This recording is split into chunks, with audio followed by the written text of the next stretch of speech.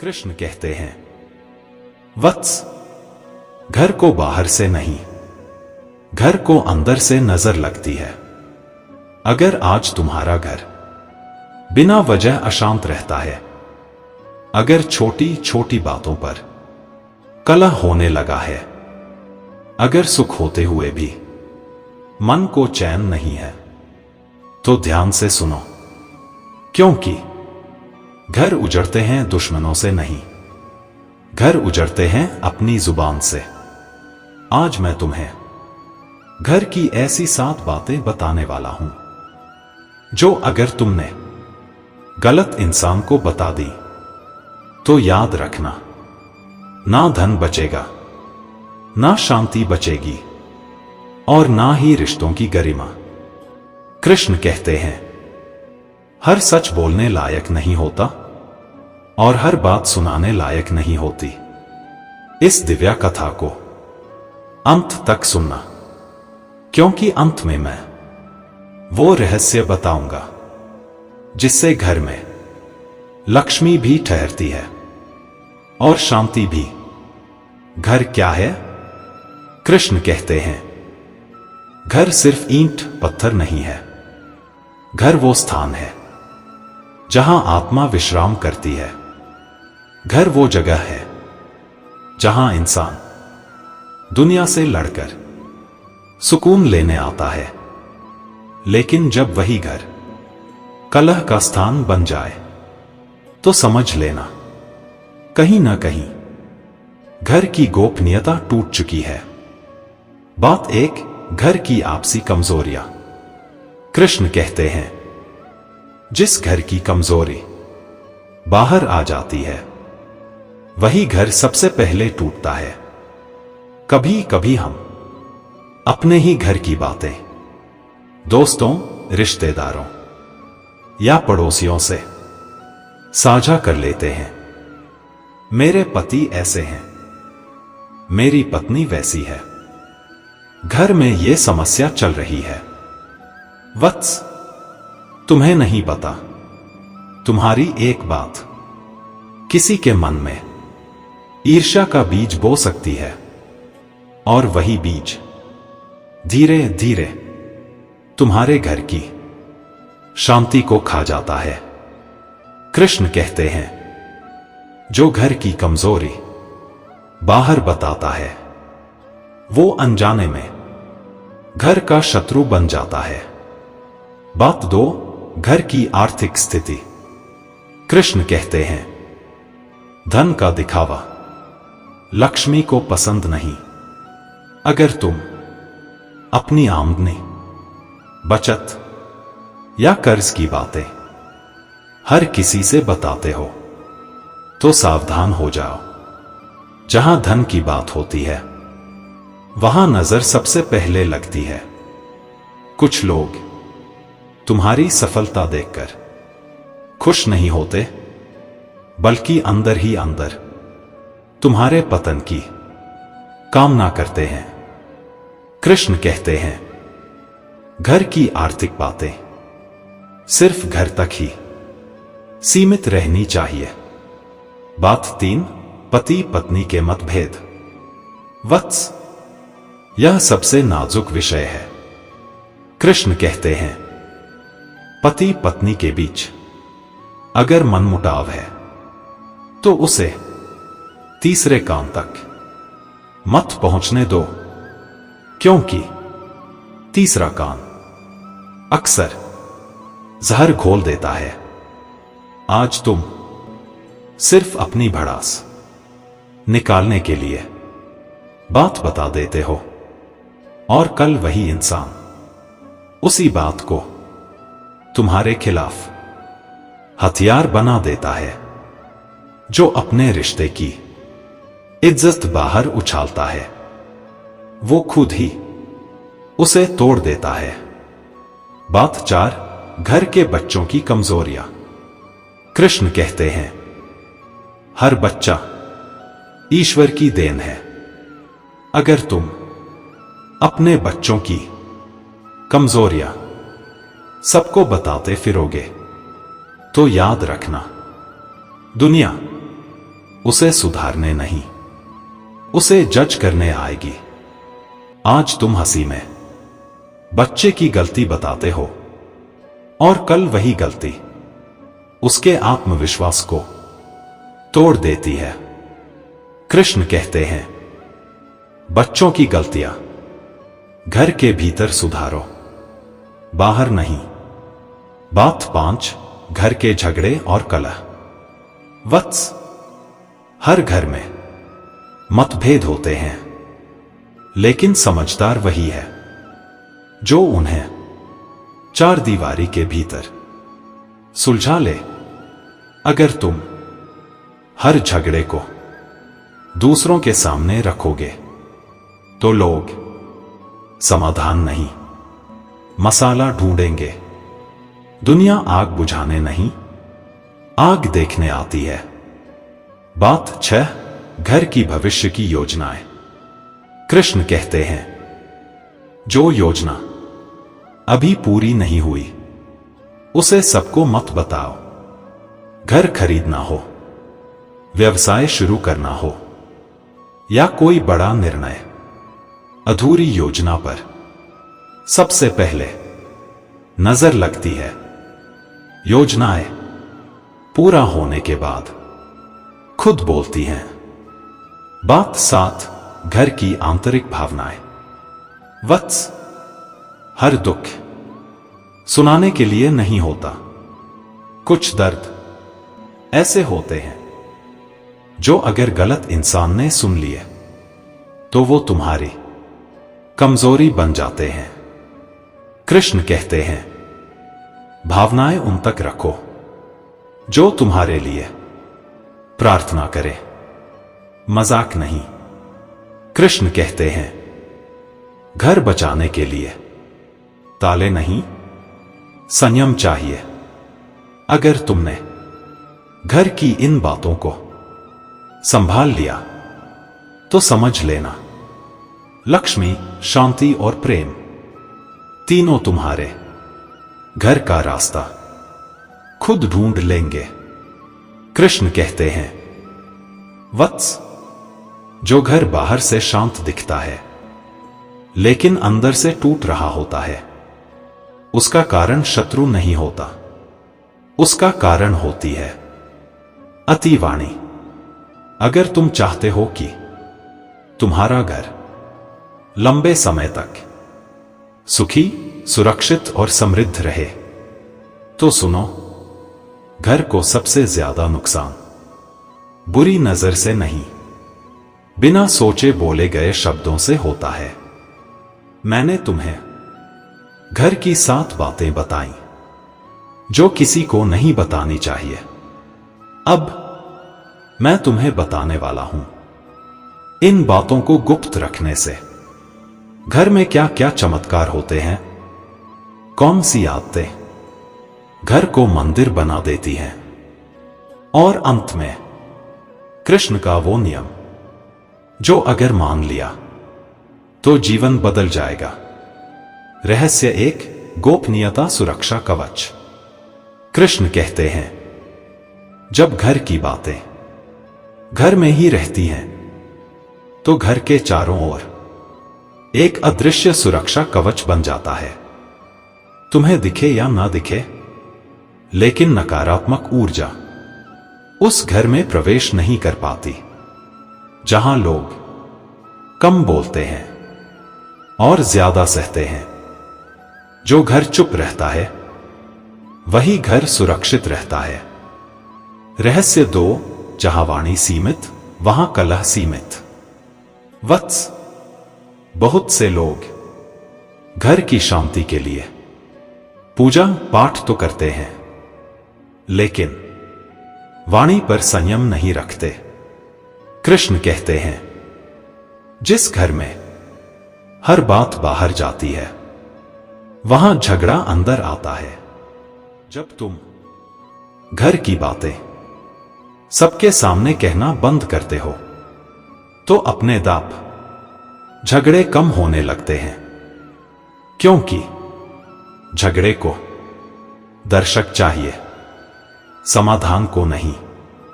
रहस्य 3, लक्ष्मी वहीं ठहरती हैं जहां रहस्य है।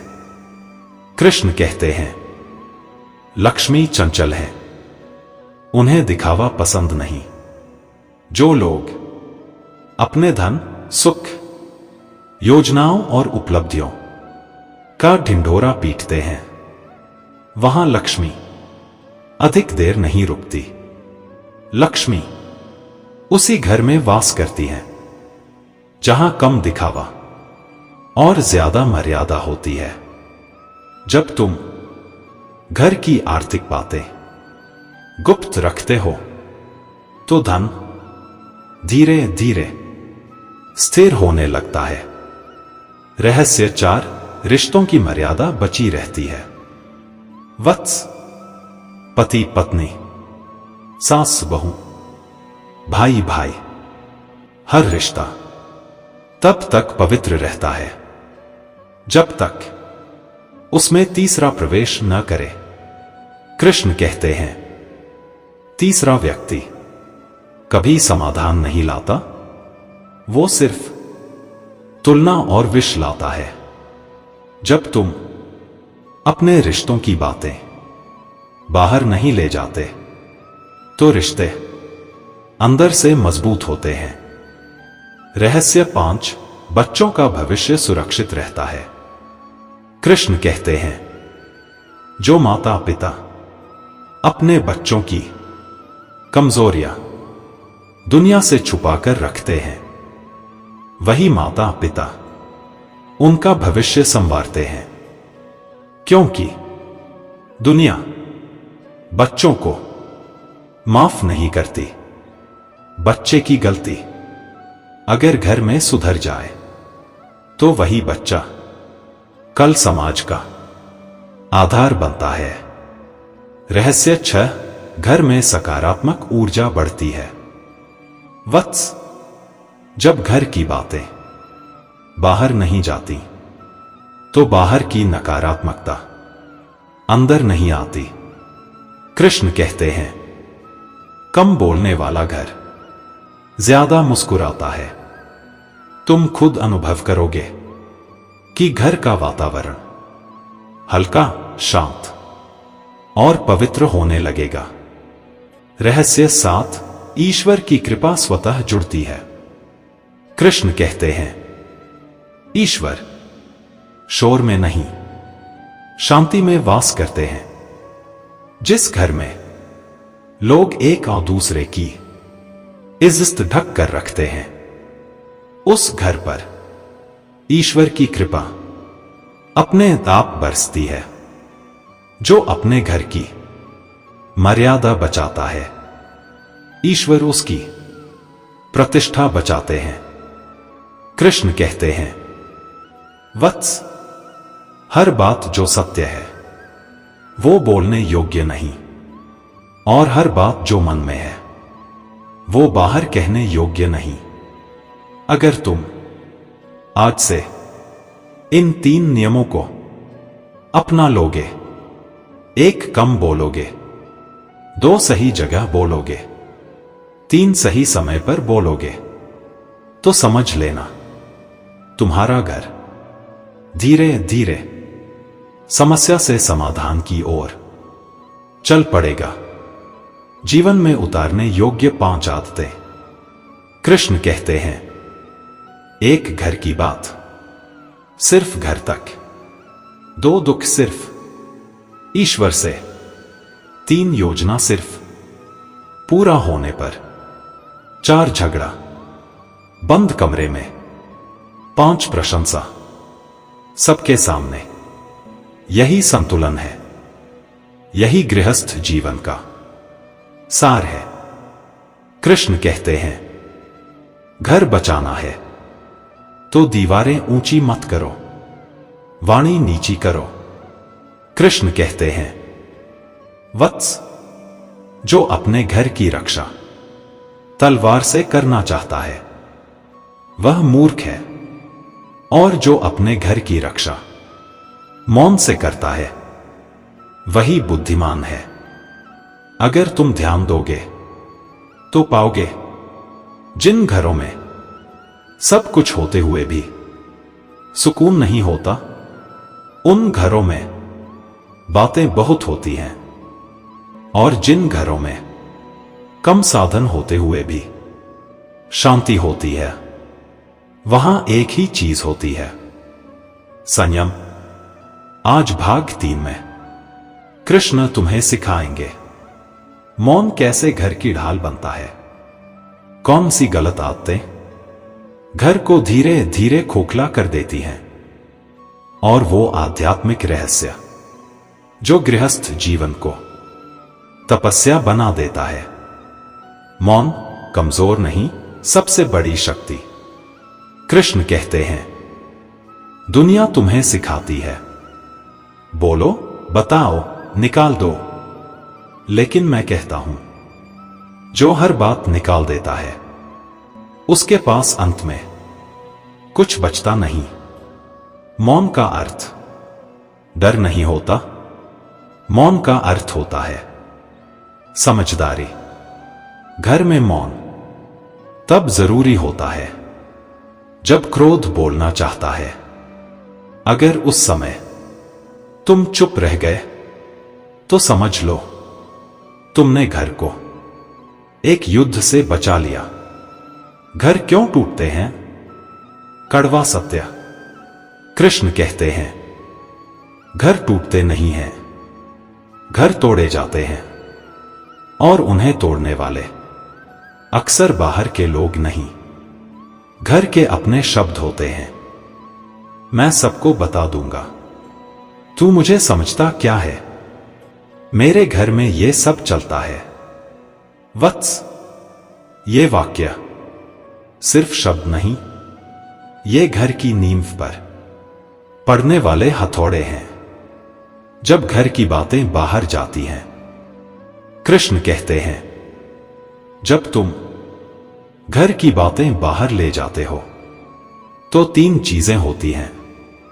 1, लोग समाधान नहीं देते। 2, लोग तुलना करते हैं। 3, लोग तुम्हारी कमजोरी पहचान लेते हैं। और याद रखना, जिसने तुम्हारी कमजोरी जान ली, वो तुम्हारा मित्र कभी नहीं रह सकता। गृहस्थ जीवन कोई खेल नहीं। वत्स, गृहस्थ जीवन कोई मनोरंजन नहीं, यह एक यज्ञ है। कृष्ण कहते हैं, यज्ञ में हर वस्तु सावधानी से डाली जाती है। अगर जरा सी भी लापरवाही हो जाए तो यज्ञ बिगड़ जाता है। ठीक उसी तरह अगर गृहस्थ जीवन में वाणी पर नियंत्रण न हो तो जीवन संघर्ष बन जाता है। क्यों बुजुर्ग कम बोलते हैं? कृष्ण कहते हैं, क्या तुमने देखा है, जैसे जैसे उम्र बढ़ती है वैसे वैसे समझदार लोग कम बोलने लगते हैं, क्योंकि अनुभव सिखाता है हर बात का जवाब शब्द नहीं होते। कभी कभी मौन सबसे बड़ा उत्तर होता है। जो बुजुर्ग घर की बातें बाहर नहीं करते, वही घर पीढ़ियों तक टिका रहता है। जब स्त्री मौन रखती है, कृष्ण कहते हैं, जिस घर की स्त्री हर दुख मोहल्ले में नहीं सुनाती, वही स्त्री घर की लक्ष्मी होती है। और जिस घर का पुरुष हर बात दोस्तों में नहीं उछालता, वही पुरुष घर का स्तंभ होता है। घर की इज्जत स्त्री के मौन और पुरुष की मर्यादा से बचती है। शिकायत और सलाह में अंतर। वत्स, समस्या यह नहीं कि लोग बात करते हैं, समस्या यह है कि वे गलत जगह बात करते हैं। कृष्ण कहते हैं, शिकायत हर किसी से होती है, सलाह सिर्फ समझदार से होती है। अगर तुम्हारे पास कोई ऐसा नहीं जो सच में तुम्हारा भला चाहता हो, तो चुप रहना सबसे सुरक्षित रास्ता है। ईश्वर भी सबको नहीं बताते। कृष्ण कहते हैं, क्या तुम जानते हो, मैंने भी अपनी हर योजना सबको नहीं बताई। महाभारत में जो गुप्त था वही निर्णायक बना। ईश्वर भी हर रहस्य प्रकट नहीं करते, तो मनुष्य सब क्यों बताए? घर को मंदिर कैसे बनाए? कृष्ण कहते हैं, अगर तुम चाहते हो तुम्हारा घर मंदिर जैसा पवित्र बने, तो ये 3 नियम आज से अपना लो। 1 घर की निंदा बाहर नहीं। 2 घर का सम्मान सबके सामने। 3 घर का दुख ईश्वर के चरणों में। इतना कर लिया तो समझ लो तुम्हारा घर सुरक्षित है। सबसे बड़ी भूल जो 90% लोग करते हैं। कृष्ण कहते हैं, लोग सोचते हैं मैं तो बस दिल हल्का कर रहा हूं, पर वे नहीं जानते दिल हल्का करने के चक्कर में वे घर को भारी संकट में डाल देते हैं।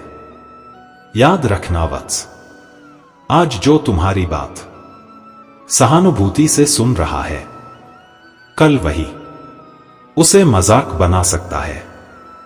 कृष्ण कहते हैं, घर को बचाने के लिए तर्क नहीं, त्याग चाहिए।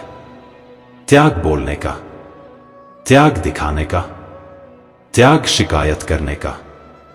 अगर तुम आज से घर की बात घर में ही रखोगे, तो धीरे धीरे घर खुद तुम्हें सुरक्षित रखने।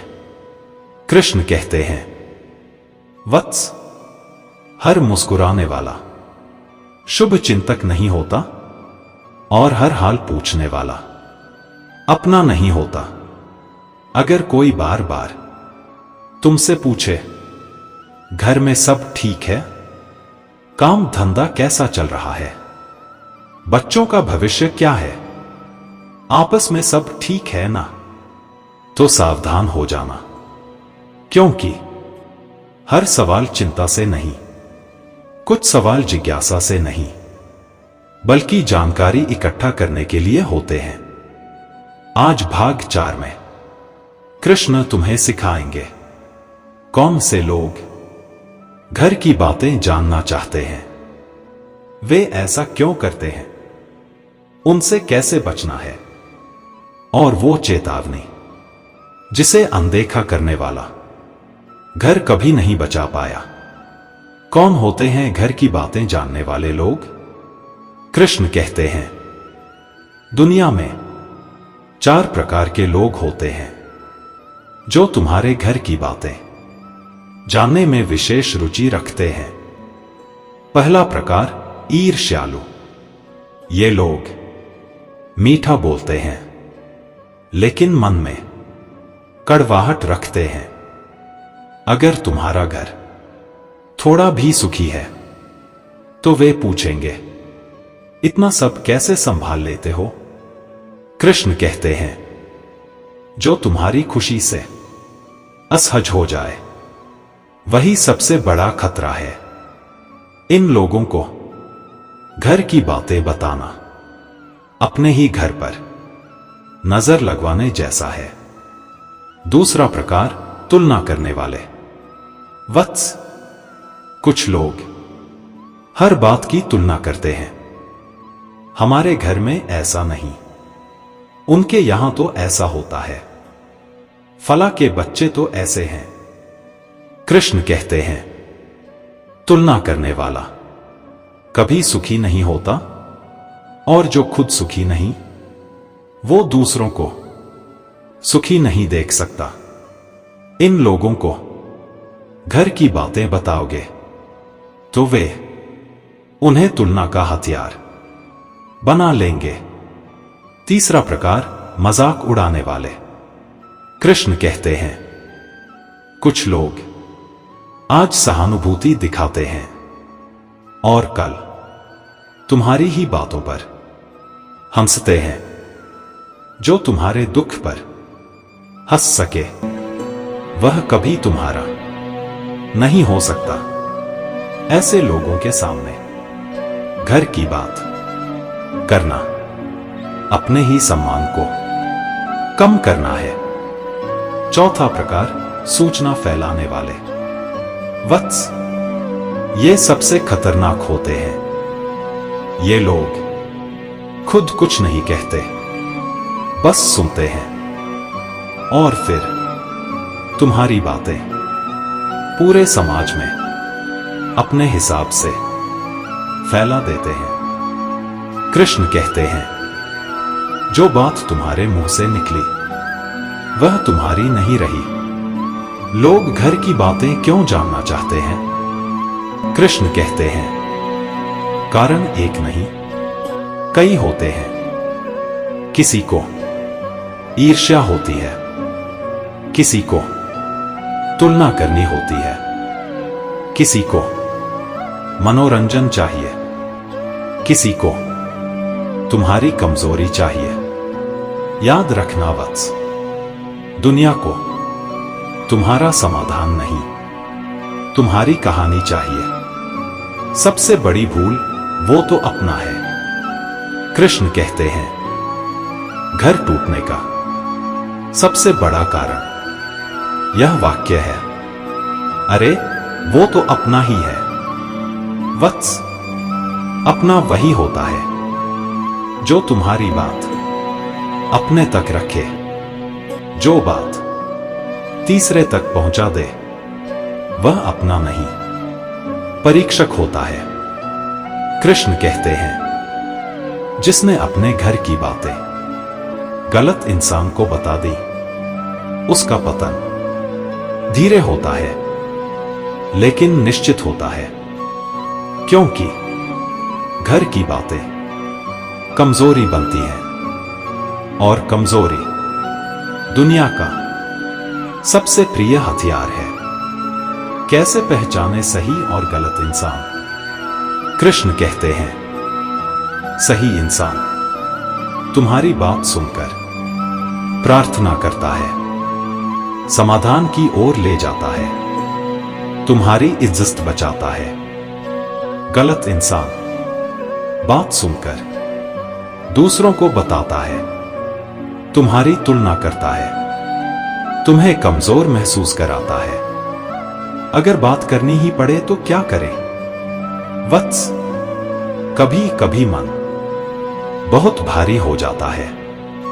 कृष्ण कहते हैं, अगर बोलना ही है तो ईश्वर से बोलो, डायरी में लिखो, ऐसे इंसान से बोलो जिसने अपना दुख कभी तुम्हारे सामने न उछाला हो, जो खुद मौन में मजबूत है, वही तुम्हें संभाल सकता है।